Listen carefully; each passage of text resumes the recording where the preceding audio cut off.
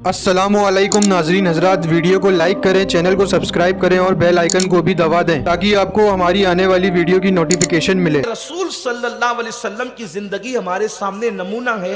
आकाए करीम सल्लल्लाहु अलैहि वसल्लम ने पूरी जिंदगी अपनी बीवियों से कभी झगड़ा नहीं किया। हुजूर की शान ही नहीं थी झगड़ा करना, अल्लाह अकबर। बल्कि हुजूर अलैहिस्सलातु व तस्लीम से आपकी अज़वाज मुतहरात कभी कभी जो वो जबान चलाती और हुजूर अलैहिस्सलाम मुस्कुरा करके दरगुजर फरमा देते। इसलिए हत्तल इम्कान कोशिश करें कि अपने घर में अपनी बीवी के साथ झगड़ा ना हो। अब बताएं, जो मजहब झगड़ा करने से, जबानी झगड़ा करने से मना करता है, वो मजहब मार धाड़ की इजाजत कैसे देता है? इस्लाम में तो मार धाड़ का कोई तसव्वुर ही नहीं है। बीवी को मारना इंतहाई जाहिलाना, बल्कि काफिरों की रसूमात है ये। बीवियों को मारना पीटना, बीवी को मारे कैसे? अल्लाह के रसूल सल्लल्लाहु अलैहि वसल्लम फरमाते हैं, बीवी को मारने वाला और फिर उसके साथ रहने वाला ऐसे है जैसे थूक कर चाटने वाला। हुजूर फरमाते हैं, थूक कर चाटने वाला जैसे होता है, ऐसे ही बीवी को मार के उसके साथ रहने वाला होता है। हाँ, एक मंजिल है जहां इस्लाम ने बीवी को मारने की इजाजत दी है। इस्लाम कहता है कि अगर बीवी आपसे कंट्रोल नहीं होती तो आप पहले उसको समझाओ, समझाने पर भी ना माने तो उससे बिस्तर अलग करो, उस पर भी ना माने तो मेरे आका अलैहिस्सलाम फरमाते हैं, अपनी मिसवाक से उसको ऐसे मारो कि उसकी ज़र्ब न लगे। अब जाहिर सी बात है कि ना नमाज पढ़ते हैं, ना मिसवाक रहती है जेब में, तो मिसवाक से क्या मारेंगे? और चप्पलों से मारते हैं, जूतों से मारते हैं। ऐसे मर्दों पे अल्लाह के रसूल ने लानत फरमाई है। इसका असर आपके बच्चों पे पड़ता है, गलत असर पड़ता है बच्चों पर। इस्लाम देखिए तरबियत के मराहिल में बड़ा हसीन अंदाज रखता है। फिर उसके बाद इस्लाम, जब एक बेटी अपनी माँ को सीरियल देखते हुए देखेगी कि वो सीरियल देखते बैठी है, तो फिर जो है वो बेटी के दिल पर क्या आप असर डाल सकेंगे? वो माँ के साथ सीरियल देखना देख रही, सीख रही है, और सीरियलों के अंदर क्या गंदगी नहीं है। सीरियलों का उन्वान जो मुझे एक अंदाजा होता है, सीरियल के अदाकारों का इंटरव्यू पढ़कर जो मैं अंदाजा करता हूँ, उससे मुझे यूं लगता है कि सीरियल का मतलब ये है नाजायज ताल्लुकात पैदा करने की तरगीब। इसलिए कि एकता कपूर नाम की एक औरत है जो हिंदुस्तान में सीरियलों को बहुत फरोग देती है। उसका इंटरव्यू था कि हम अपने सीरियलों के जरिए से मजलूम औरतों को ये पैगाम देना चाहते हैं कि जब एक मर्द कई औरतों के साथ मजे कर सकता है तो एक औरत भी कई मर्दों के साथ मजे कर सकती है। हमारा उन्वान ये है, ये उसका इंटरव्यू है। मैंने इस पर कभी तफसीली गुफ्तगू भी की है। अब बताएं कि एक औरत जो है जब कई मर्दों के साथ मजे करेगी तो फिर उसकी जिंदगी का हाल क्या होगा? और दूसरे मज़ाहिब में तो एक औरत 5 मर्दों के साथ रह सकती है, ये उस मजहब की बात हो सकती है। इस्लाम तो वो मुकद्दस मजहब है कि हमारे यहाँ इस्लाम ये कहता है कि एक चचा के बेटे का हाथ भी जवान लड़की नहीं पकड़ सकती। हमारे मजहब के तकद्दुस का ये हाल है।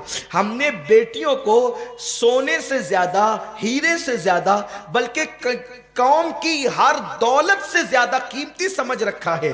हमारे यहाँ बेटी जिगर के टुकड़े का नाम है, हमारे यहाँ बेटी आंखों की ठंडक का नाम है, हमारे यहाँ बेटी जो है अल्लाह की नेमत का नाम है, हमारे यहाँ बेटी खुदा की जन्नत का नाम है। हमारे यहाँ बेटी का बड़ा अजीम तसव्वुर है।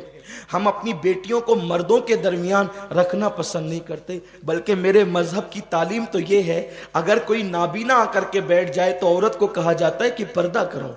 नाबीना से भी पर्दा करवाया जाता है, ये हमारे मजहब की तालीम है। लेकिन जो अब बताएं कि जब एक बेटी अपनी माँ के साथ सीरियल देखेगी, फिर उसके बाद हमने अपने बचपन में देखा था कि जब कभी कोई मेहमान आते थे तो गैर शादीशुदा बेटियों को उन मेहमानों के सामने बैठने की इजाज़त नहीं होती थी। ये हमारे यहाँ की तहजीब है, हिंदुस्तान की तहजीब। और जब औरतें जब कभी गुफ्तगू करती थी तो वहाँ नौजवान गैर शादीशुदा बेटियों की एंट्री नहीं होती थी। आज तो गैर शादीशुदा बेटियाँ इंटरनेट चलाती हैं। उन बेटियों को इसलिए वहां बैठने नहीं दिया जाता था कि मेहमान आए, पता नहीं सास की कहानी कहेंगे, बहू का जिक्र करेंगे और माशरे का जिक्र करेंगे। मेरी बेटी इन बातों को सुनकर कहीं बिगड़ ना जाए, उस पर गलत असर पैदा ना हो, पता नहीं मेहमान क्या बात करेगा, हम उसको रोक नहीं सकते। तो मेहमानों के दरमियान बेटियों को बैठने की इजाजत नहीं होती थी। ऐसे हालात होते थे। लेकिन अब की कैफियत क्या है, अब के हालात क्या हैं? बेटियां तो इंटरनेट चला रही है, बेटियां तो फेसबुक चला रही है, बल्कि बेटियां तो अल्लाह अकबर अब माँ के साथ घूमने के लिए निकली है और बेपर्दा घूम रही है, माँ भी घूम रही है, बेटी भी घूम रही है। ये सूरत हाल है, ये हालात हैं। आप जानते हैं एक ऐसी बेटी है जिसने सिर्फ 4 साल की उम्र में कुरान हिफ्ज किया है, 4 साल की। उसी बेटी का नाम है सैयदा ज़ैनब कुबरा सलामुल्लाह अलैहा। कूफा में सबसे पहले कुरान मुकद्दस का दर्स शुरू करने वाली मुफस्सिर कुरान का नाम है सैयदा ज़ैनब कुबरा सलामुल्लाह अलैहा। कूफा की जमीन पे सबसे पहले खवातीन इस्लाम को कुरान की तफसीर सुनाने वाली सैयदा ज़ैनब है सलामुल्लाह अलैहा। आप गौर करें ये किसका असर था, ये असर किसका था? भाई, भतीजे, बेटे और भांजे सबकी लाशें घोड़ों से कुचली हुई है। उस वक्त हौसला औरतों को कहने वाली कि उठ के असर की नमाज पढ़ो, ये कहने वाली जात किसकी है? सैयदा ज़ैनब की। क्यों? ये हौसला किसका था? औरत तो बड़ी नाजुक होती है, औरत तो चूहे को मरा हुआ देखकर भी खाना खाना भूल जाती है। आखिर उस औरत के पास इतना जिगर कहां से आया था जिसको ज़ैनब कहते थे? जहां मर्दों का पित्ता पानी होता था वहां ज़ैनब क़यादत कर रही थी पूरे काफिले की। ज़ैनब गुफ्तगू कर रही थी अल्लाह अकबर पूरे काफिले का नुमाइंदा बनकर।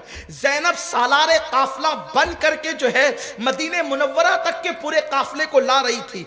जहां ज़ैनुल आबिदीन इमाम पाक के आंसू न थमते थे वहां ज़ैनब थपकियां और तसल्लियां दे रही थी। आखिर एक औरत के अंदर इतने गुर, इतनी सिफात, इतना किरदार, इतना जज्बा, इतनी इस्तिकामत किसने पैदा किया था? मैं कहता हूं कि ये किसी मकतब और खानका की करामत न थी, ये सैयदा फातिमा की तरबियत का नतीजा था कि फातिमा ने अपने वालिद, अपने नबी से तरबियत पाई और उसी तरबियत को सैयदा फातिमा ने अपनी बेटी में मुंतकिल किया है और वही बेटी सैयदा ज़ैनब के नाम से दुनिया के सामने आई है।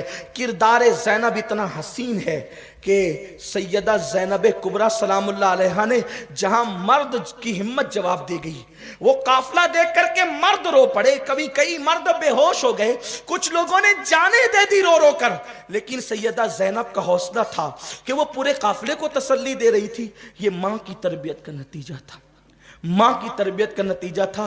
गोद में ज़ैनब पल रही थी सैयदा फातिमा के, तो गोया के फातिमा की गोद में दूसरी फातिमा, फातिमा सानी परवरिश पा रही थी और उनका लक़ब भी फातिमा सानी है, इसलिए कि नबी का किरदार लोगों ने सैयदा फातिमा में देखा है और फातिमा का किरदार लोगों ने ज़ैनब में देखा है।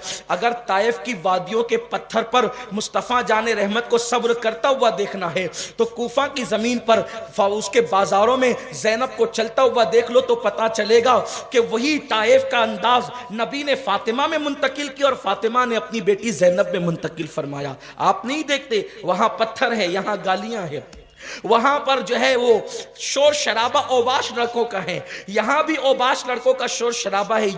यूं कहा जा रहा है कि चोर, उचक्के और डाकुओं की औलादें आई है, लेकिन कुर्बान जाए सैयदा ज़ैनब के पाए से बात में लग्जिश भी आती, सैयदा ज़ैनब के पाए से बात में। ये तरबियत का नतीजा। तरबियत बड़ी अजीम होती है। मैं सिर्फ मिलाने के लिए, समझाने के लिए कहता हूं, अगर भालू को नाचने की तरबियत दे दी जाए तो मदारी का भालू नाचने लगता है, शेर को नाचने की तरबियत मिल जाए तो सर्कस का शेर नाचने लगता है। तो ये तरबियत का नतीजा है। जब तरबियत शेर को नचा देती है तो गलत तरबियत इंसान के बच्चों को भी नचाती है। और आप देखेंगे कि जब तरबियत, अल्लाह अकबर, वली की चौखट पे बैठने वाले कुत्ते को जब औलिया की किरदार के फैजान की तरबियत मिलती है तो वो कुत्ते की शान क्या होती है कि अल्लाह ताला उस कुत्ते का जिक्र कुरान में फरमाता है। बात तरबियत की है। तरबियत, हम तरबियत नहीं करते अपनी औलाद की। पहली बात तो किसी के पास टाइम ही नहीं है औलाद को टाइम देने के लिए। घर में आते हैं, खाना खाते हैं, फौरन निकलते हैं दोस्त यारों के पास या टीवी खोल करके बैठ जाते हैं। कौन देता है टाइम तरबियत के लिए? और जब तक हम तरबियत ना देंगे हम कभी जो है अपनी औलाद से खैर की उम्मीद नहीं कर सकते। कम से कम हर माँ बाप 1 घंटा रोजाना, अल्लाह तौफीक दे तो अपनी औलाद को दे, ان کو صحابہ کی داستان بتائیں, اولیاء کی داستان بتائیں, صدیقین کی داستان بتائیں, کربلا کی داستان بتائیں, اور اپنے مذہب کی تعلیمات بتائیں اپنے نبی کی شان کیا ہے. اور یہ کام سب سے حسین انداز میں مائیں کر سکتی ہے. ماں سب سے اچھا کردار ادا کر سکتی ہے اس میں. لیکن اب ظاہر سی بات ہے, ماں کوئی دلچسپی نہیں ہے. ماں کو پتہ ہے کربلا کیا ہے, ماں کو پتہ ہے طائف کیا ہے, ماں کو پتہ ہے حضور کی زندگی کیا ہے, ماں کو پتہ ہے صحابہ کی زندگی کیا ہے, کچھ نہیں پتہ. ماں کا حال تو یہ ہے وہ اپنی بیٹی کو گالی دیتی ہے. ماں کا حال یہ ہے وہ اپنی بیٹی, اور گالیاں بھی کیسی, میں ان گالیوں کو نقل کیا کروں. لیکن مجھے بڑے افسوس کے ساتھ کہنا پڑتا ہے, میں نے اصلاح کرنی ہے آپ کی. ہم تو یہاں تک سنتے ہیں بعض بستیوں میں کہ ایک ماں اپنی بیٹی کو سوکن کی گالی دیتی ہے. آپ بتائیں اس گالی کا مطلب کیا ہوا؟ اس سے گندی گالی تو میں سمجھتا ہوں کہ کوئی ہو نہیں سکتی.